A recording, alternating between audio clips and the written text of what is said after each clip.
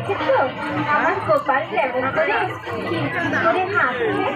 আমার গোপালের হাসি দেখে না আমার প্রাণটা জুড়িয়ে যায়। দেখো দেখো কেমন দাঁত বার করে হাসছে। ছেলেকে নিয়ে সবসময় বেঁচে থাকলে তো আর আমার চলবে না। আমারও তো কত রকম কাজ রয়েছে, সেগুলো তো আমাকে করতে হবে নাকি? আমারও তো ইচ্ছে করে ছেলের সামনে সবসময় বসে থেকে ওকে আদর করি, খাই।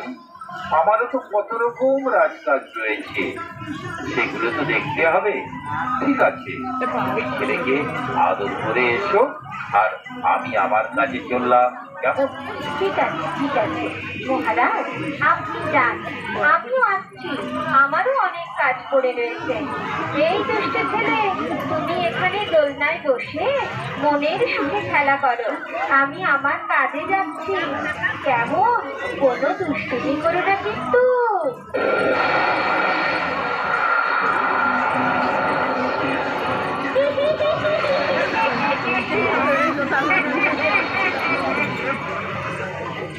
আমি অনেকক্ষণ ধরে এই সুযোগটা খুঁজছিলাম, কিন্তু কোনো সুযোগ পাইনি।